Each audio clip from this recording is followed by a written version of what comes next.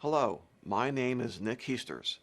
I am the Senior Advisor for Cybersecurity for the Health Information, Privacy, Data, and Cybersecurity Division for the HHS Office for Civil Rights. OCR is the federal agency responsible for administering and enforcing the HIPAA rules.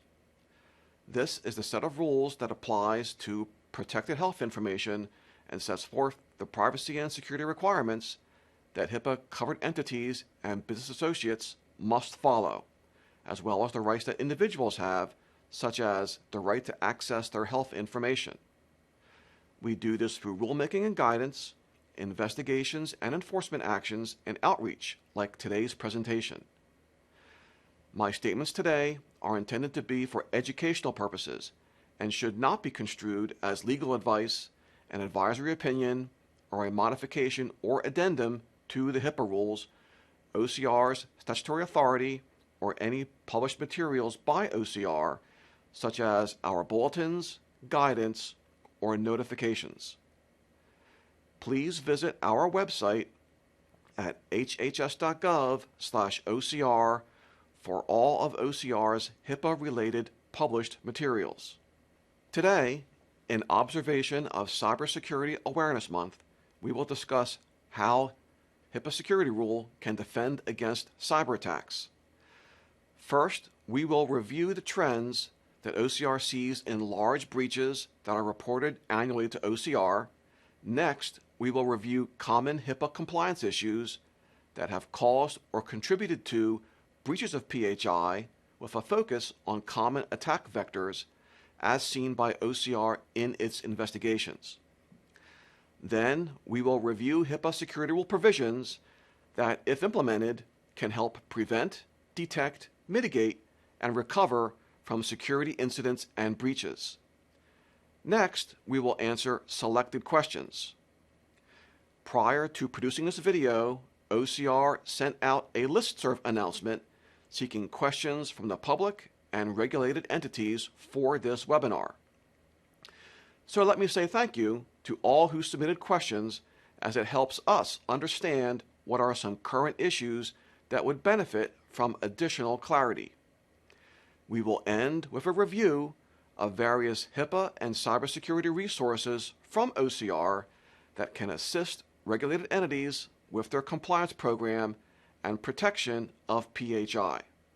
I wanted to start out by highlighting the types of large breaches reported to OCR over the past 5 years and note how that has changed. Large breaches are breaches of unsecured protected health information affecting 500 or more individuals. The pie chart on the left represents reports of large breaches by breach type cumulatively from September 2009 through December 2022.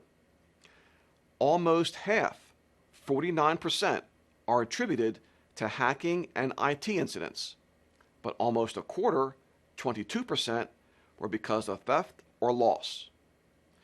The chart on the right shows large breach report data for this year, from January through September of 2023. Here we can see significant differences from the historical data. Hacking and IT incidents make up 77% of the large breaches reported to OCR, and theft, which used to be far more common as a type of large breach, is only 2%. The big takeaway from this data is that a hacking breach is the most common type of large breach that a regulated entity is likely to experience. This is consistent with what OCR observed last year, where hacking was about 79% of the large breaches reported to OCR in 2022.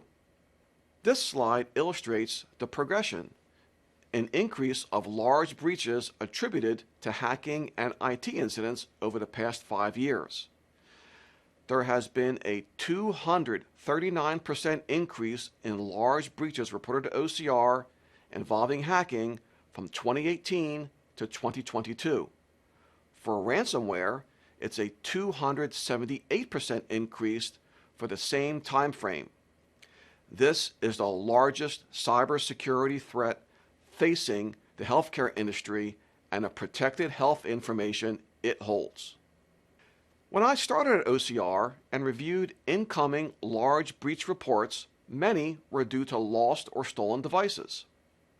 The email summaries I would receive would read something like, "The CE reports that a laptop containing PHI was stolen from an employee's vehicle," or "The CE reports a mobile device containing PHI was stolen while an employee was traveling."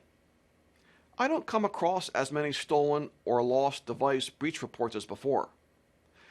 Hopefully, part of that reason is a greater understanding of the risk to PHI on highly mobile devices, but also that entities are taking advantage of available encryption technologies to better protect PHI. Unfortunately, these lost and stolen summaries have been replaced by summaries stating that the CE discovered that its computer system was hacked during a cyber attack involving an email phishing scheme, or the BA discovered that its network server was hacked during a cyber attack involving ransomware. This slide illustrates the breach type and summary columns from emails regarding newly reported breaches. Next, I want to look at where reported large breaches are occurring. Again, the pie chart on the left shows cumulative data from 2009 through December 31st, 2022. Here we see that network servers at 31% and email at 21% are the largest locations, and paper records are not far behind at 17%. In the pie chart to the right, for 2023 to date, we can see that network servers are even more dominant for large breaches at 67%, and a slight drop in email at 18%, and paper records reduced at 5%. In sum, network servers and email accounted for 85% of the large breaches reported to OCR this year. It should be a surprise to no one in the healthcare sector that by a wide margin, the majority of large breaches reported to OCR are due to hacking and IT incidents. Again, the charts on the previous slides illustrate that OCR has seen a 239% increase in large breaches reported due to hacking and IT incidents from 2018 to 2022. Large breach reports due to ransomware, a specific type of hacking IT incident, rose 278% from 2018 to 2022. This is the primary cybersecurity issue for the HIPAA-regulated industry. OCR investigations find some commonality in breaches resulting from successful cyber attacks. Perhaps unsurprisingly, successful phishing attacks, attacks leveraging compromised credentials, and exploitation of unpatched vulnerabilities play a role in the initial attack vector or for a subsequent step to elevate privileges, access sensitive data, including PHI, and deploy malware. The remainder of this video will take a closer look at results of OCR's investigations and analysis of cyber attacks and how security rules safeguards can help regulated entities prevent, defend, mitigate, and recover from cyber attacks. This infographic illustrates the steps of a typical ransomware attack. First, the intrusion or infiltration by the attacker, either directly or via malware, followed by lateral movement and reconnaissance, typically looking for vulnerabilities and locations of sensitive data, including PHI. Next, sensitive data is exfiltrated, usually to blackmail the affected entity into paying a ransom by threatening to publicly release the exfiltrated data. But the attacker may also seek additional payment by posting the data for sale on dark web forums once exfiltrated. The data is encrypted to deny access. And finally, a ransom demand is made. The previous infographic largely mirrors what OCR's investigations of breaches as a result of a cyber attack reveal. That is, the attack begins with an attacker gaining access to a non-admin account. This is sometimes due to compromised credentials or a successful phishing attack that captures credentials or deposits malware. The non-admin account, now under the attacker's control, is used for reconnaissance and to deploy tools to discover vulnerabilities. Next, the attacker elevates privileges by exploiting vulnerabilities to compromise an administrator account, such as a local or domain administrator, or the root user of a Unix or Linux system. Finally, the attacker exfiltrates sensitive data, including EPHI, deletes backups, and deploys malware, typically ransomware, but may include backdoors to try and maintain access to compromised systems when discovered. We will now review these steps in greater detail. An attacker can gain a foothold in an organization's information systems through a variety of means. A popular vector is leveraging compromised credentials to access a system remotely. This slide illustrates excerpts of findings from investigations and OCR's analysis related to regulated entities implementing poor authentication schemes. Here are examples of minimum password lengths of 4 and 5 characters with at least one domain policy requiring no password complexity. That is, it did not enforce requiring a combination of numbers, upper and lowercase characters, and or special characters. A popular password strength chart estimates that passwords with a length of 4 or 5 characters, regardless of complexity, can be cracked using brute force methods almost instantly. In addition to password length, poor passwords generally were found in various investigations, including passwords that were the same as the user ID, oftentimes on service or application accounts, such as a test or software account. For example, the user ID of test or dbadmin would be configured with the passwords of test and dbadmin respectively. Default passwords were also observed, such as those that come pre-configured on devices for administration and configuration.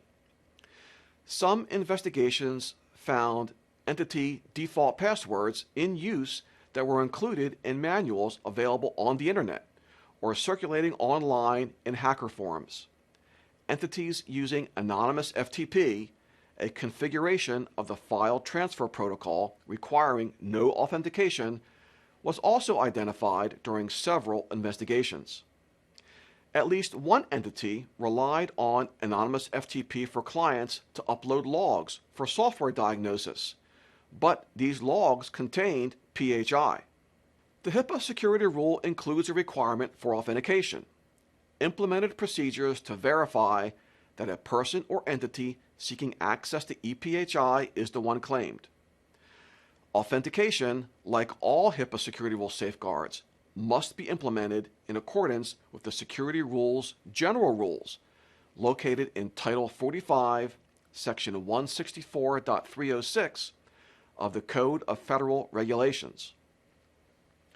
The general rules state, among other things, that HIPAA-covered entities and business associates must ensure the confidentiality, integrity, and availability of all EPHI they create, receive, maintain, or transmit. So, when implementing security rule safeguards, such implementations must be done in accordance with the general rules. Or, put another way, the safeguards that are implemented must ensure the confidentiality, integrity, and availability of all EPHI. From the previous slide, access to EPHI with no authentication via anonymous FTP, or even with authentication but using weak authentication rules and solutions such as 4 or 5 character passwords, does not ensure the confidentiality, integrity, and availability of EPHI. In June of 2023, OCR published a cybersecurity newsletter going over many aspects of authentication and HIPAA's authentication requirements. I encourage people to review the full newsletter if they have not already, but I just wanted to highlight some information from the newsletter. First is that regulated entities should assess the risk that different touch points of authentication pose to EPHI. Risks for remote access to EPHI or to elevate privileges to an administrator account that can bypass access controls protecting EPHI may be higher than risks posed by employees authenticating locally to non-administrator accounts. An entity's authentication solution should take these differences into account and implement solutions that can reduce these risks sufficiently to ensure the protection of EPHI. Implementations of multi-factor authentication are discussed in the newsletter as an example of a solution that may be effective at reducing higher risk authentication scenarios. The newsletter also discusses the need for regulated entities to consider authentication touchpoints other than only those that grant access to systems. The ability to access administrator privileges or administrative tools such as storage or virtual machine management tools also pose risks to EPHI that need to be identified and addressed. Phishing is another common vector used by attackers to gain initial access to an environment. The phishing attacks OCR has investigated usually are one of two types. The phishing email includes malicious attachments that attempt to trick someone into opening them so that malware is deployed, or the phishing email includes a link to a malicious website impersonating a legitimate website for purposes of capturing credentials, someone's user ID and password. This slide includes examples of phishing emails OCR has encountered in its investigations. One, purportedly sent from the company's president, urges employees to click on the link to access an important document, and the other includes a link purportedly to an employee survey but goes to a fake survey at a malicious site. There are multiple types of phishing campaigns. Spear phishing involves sending phishing emails to specific persons in an organization. Often, these are tailored to specifically fool targeted individuals. This slide includes an excerpt from an OCR investigation illustrating the effects of a successful spear phishing campaign disguised as a notification for a required software update. The successful attack allowed an attacker to gain control of computer systems, move laterally throughout the entity's environment, harvest passwords, and elevate privileges, a very common cyber attack scenario. An entity's workforce should be educated about the dangers of phishing. An educated workforce can be an effective first line of defense and an integral part of a HIPAA-regulated entity's strategy to defend against phishing attacks. The security rule requires HIPAA-regulated entities to implement a security awareness and training program for all members of its workforce, including management. As previously mentioned, all of the security rules, administrative, physical, and technical safeguards, including the Security Awareness and Training Standard, must be implemented in accordance with Section 164.306 to, among other things, ensure the confidentiality, integrity, and availability of all EPHI. Thus, a regulated entity's security awareness and training program should be an ongoing, evolving process and be flexible enough to educate workforce members on new and current cybersecurity threats such as ransomware and phishing and how to respond. For example, educating workforce members on what to do if they encounter a suspicious email and where to report their suspicions. Regulated entities also need to address security reminders as part of their security awareness and training program. As an addressable implementation specification, regulated entities enjoy wide latitude on how they choose to address this. One suggestion to address this that can aid workforce education is simulated phishing emails. Security reminders could include sending simulated phishing emails to workforce members to gauge the effectiveness of its security awareness and training program, and offer additional targeted training to workforce members that do not properly identify and report the simulated phishing emails as suspicious. OCR's first quarter 2022 cybersecurity newsletter about defending against common cyber attacks includes additional details on phishing and how regulated entities can use training to combat them. In addition to training, the first quarter 2022 newsletter also discusses the use of anti-phishing technologies that can impede or deny the introduction of malware from phishing attacks.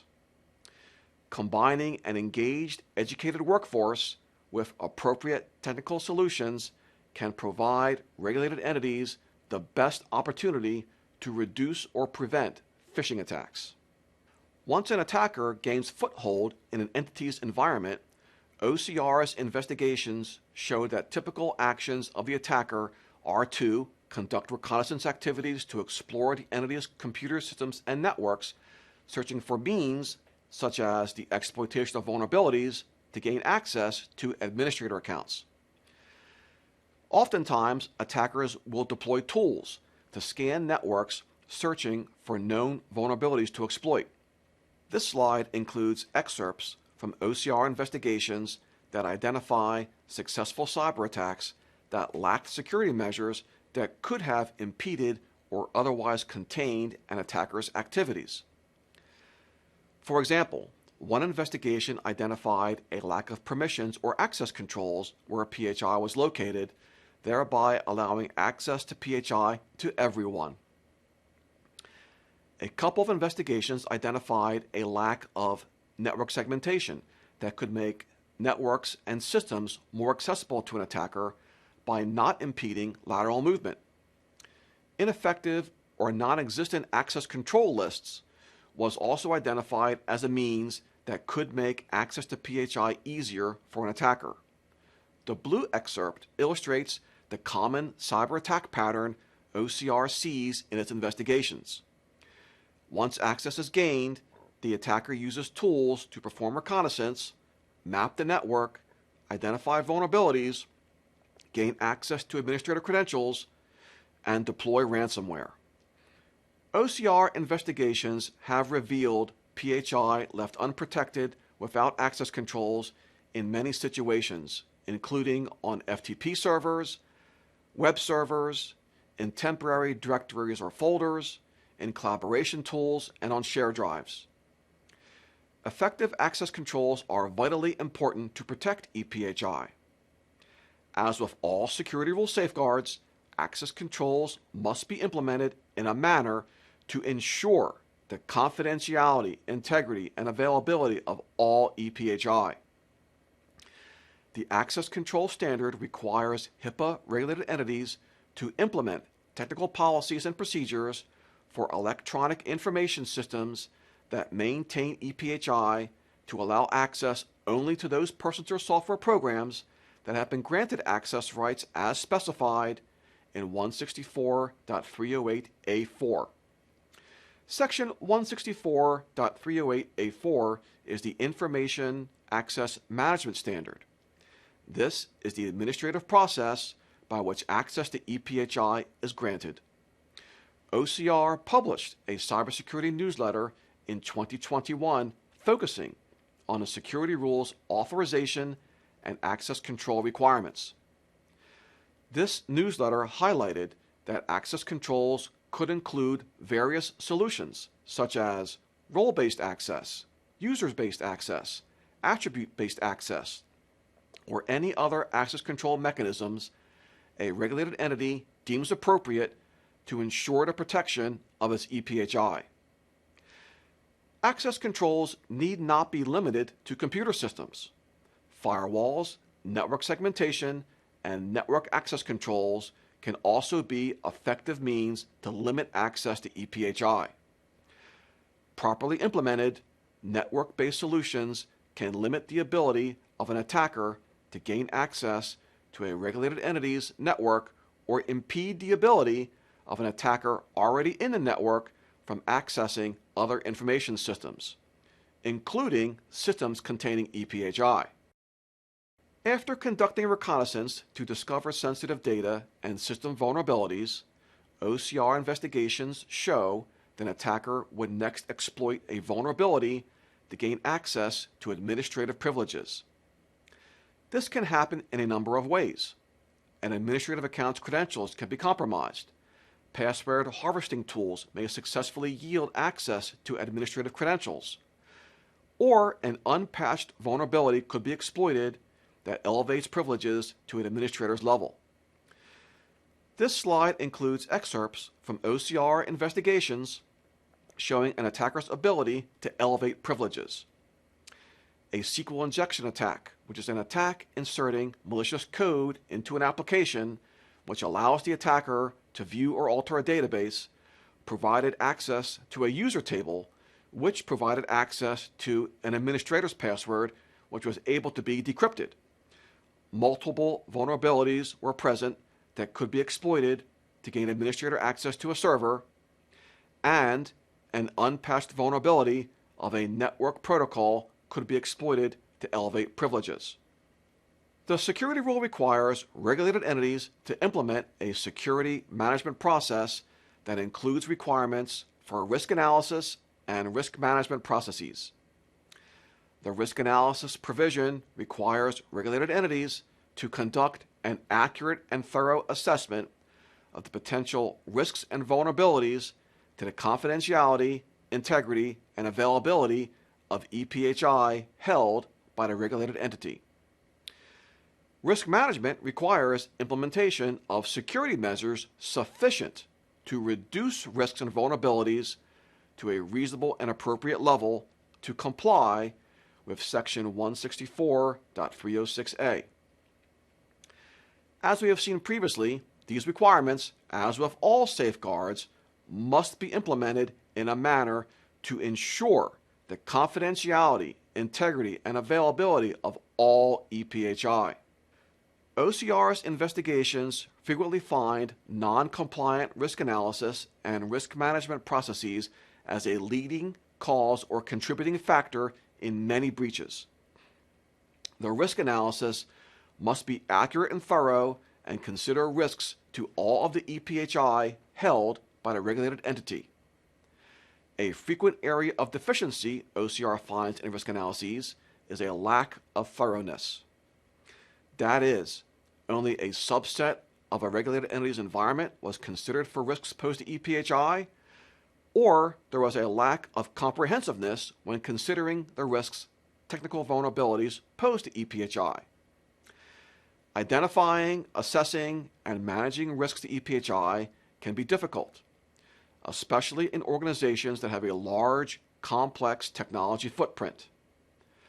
Understanding one's environment, particularly how EPHI is created and enters an organization, how EPHI flows through an organization, and how EPHI leaves an organization, is crucial to understanding the risks EPHI is exposed to throughout one's organization. In 2020, OCR published a cybersecurity newsletter describing the benefits a robust inventory management process can have for a regulated entity's risk analysis and risk management obligations. OCR's first quarter 2022 cybersecurity newsletter on defending against common cyber attacks included a discussion regarding technical vulnerabilities.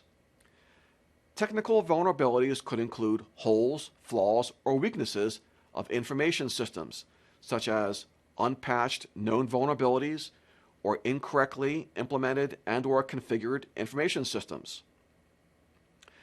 The newsletter suggested various means that could be used to assist a regulated entity in identifying technical vulnerabilities, including subscribing to Cybersecurity and Infrastructure Security Agency alerts, participating in an information sharing and analysis center, implementing a vulnerability management program that includes vulnerability scanning to detect obsolete software and missing patches, and periodically conducting penetration tests to identify weaknesses that could be exploited by an attacker.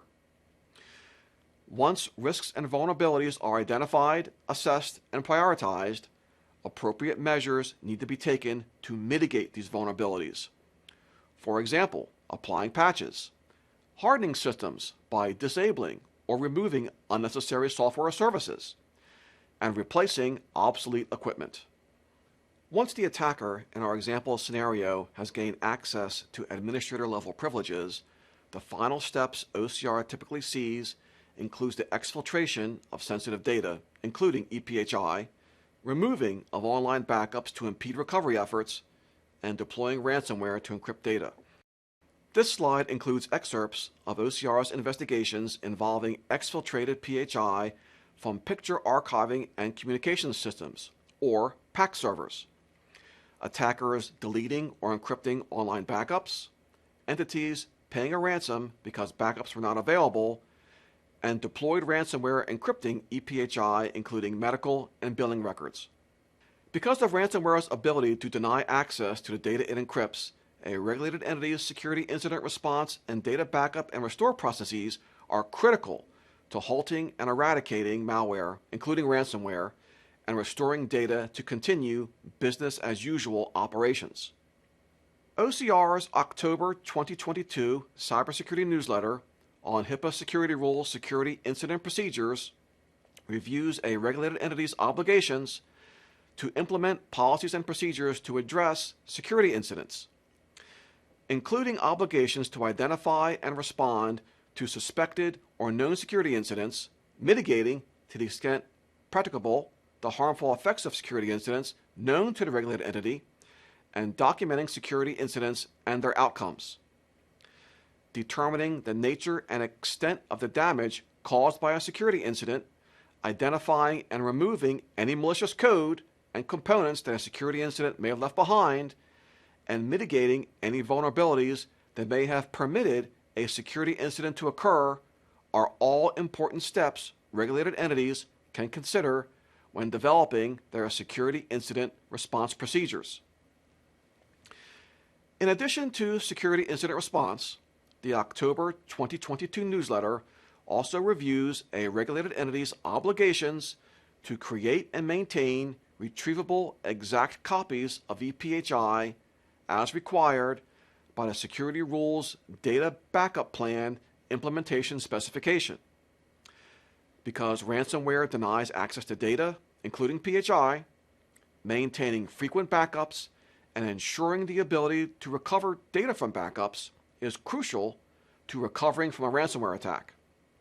Test restorations can be periodically conducted and backup logs reviewed to verify the integrity of backed up data and provide confidence in a regulated entity's data restoration capabilities.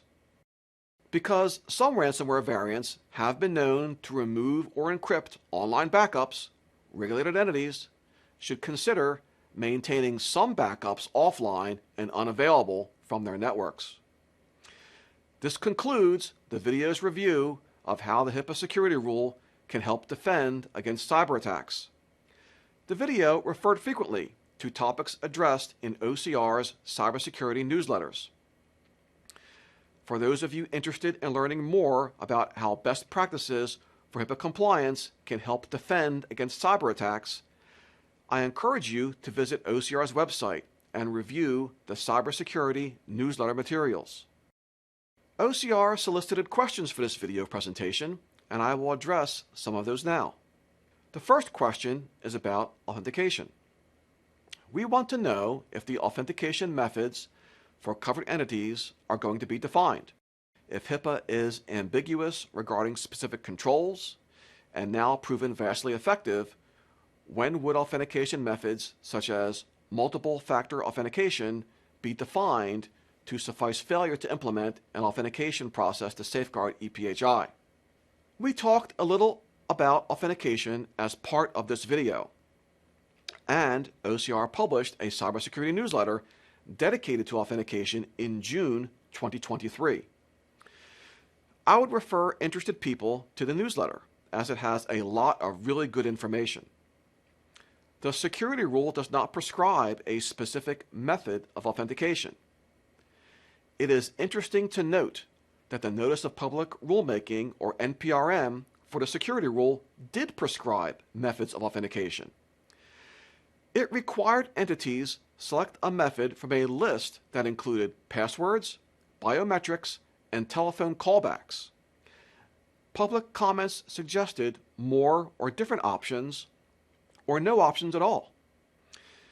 In the interest that the security rule follows a design principle of being flexible, scalable, and technology neutral, all of the specific authentication methods were removed in the final security rule. However, as we reviewed earlier in this video, every security rule safeguard must be implemented in a manner that ensures the confidentiality, integrity, and availability of EPHI. Authentication methods that may have been good enough 20 years ago may not be good enough today.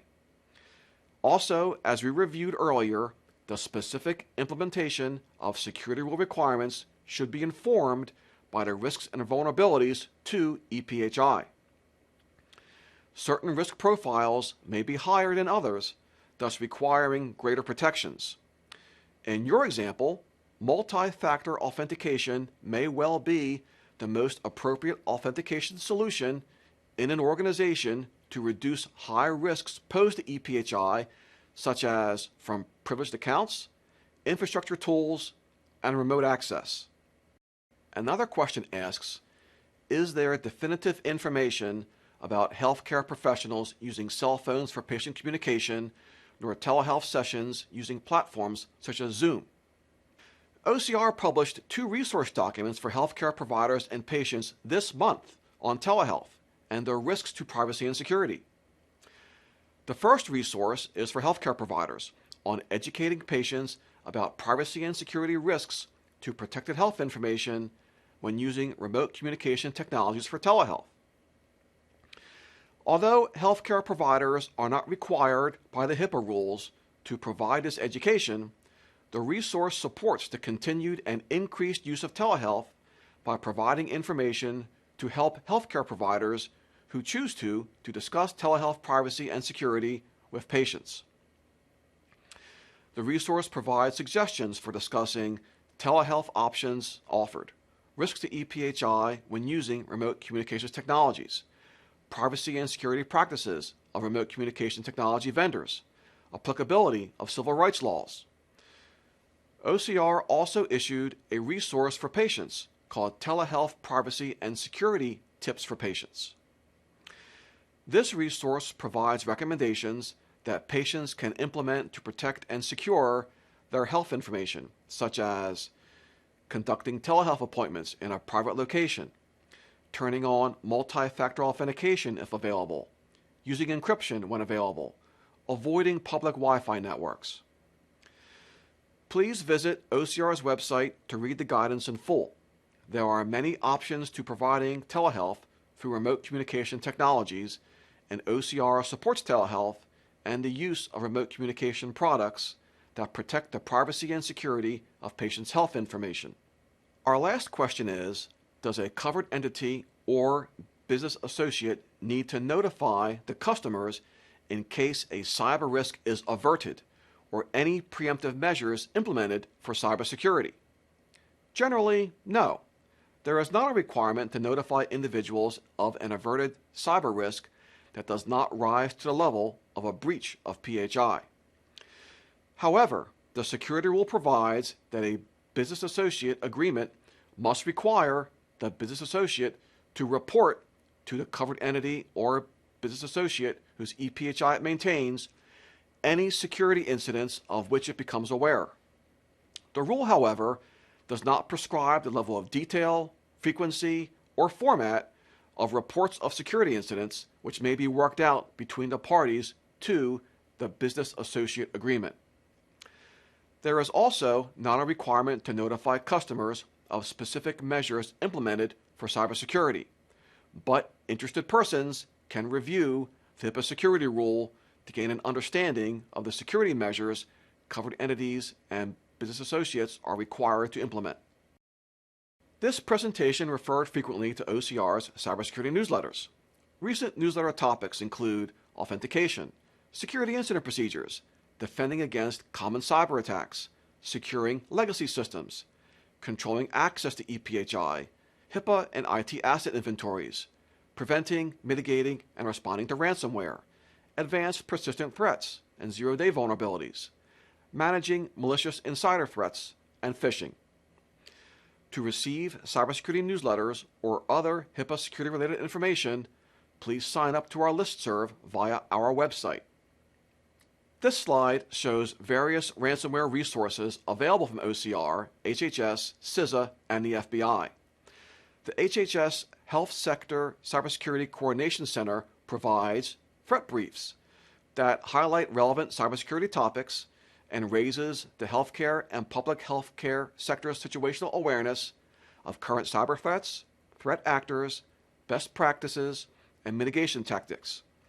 It gives timely, valuable information on specific ransomware attacks, sector alerts that provide high-level situational background information and context for technical and executive audiences, designed to assist the sector with defense of large-scale and high-level vulnerabilities and other products that includes quick information analyst notes and in-depth white papers which increase comprehensive cybersecurity situational awareness and provide recommendations to a wide audience. HHS resources on Section 405D of the Cybersecurity Act of 2015 includes materials on health industry cybersecurity practices, managing threats and protecting patients. Technical Volume 1, Cybersecurity Practices for Small Healthcare Organizations. Technical Volume 2, Cybersecurity Practices for Medium and Large Healthcare Organizations, Medical Devices and Cybersecurity. OCR resources on ransomware, cybersecurity, and risk analysis. Cybersecurity and Infrastructure Security Agency ransomware materials, and FBI resources on ransomware, including information on contacting the FBI and considerations on paying a ransom. And finally, here are ways to connect with OCR on our website, how to join our privacy and security listservs, and X, formerly known as Twitter. OCR's listserv announcements provide information on recent HIPAA settlements or impositions of civil money penalties in investigations, new HIPAA guidance, proposed and final rules, future webinars, cybersecurity newsletters, and much, much more. Produced by the U.S. Department of Health and Human Services.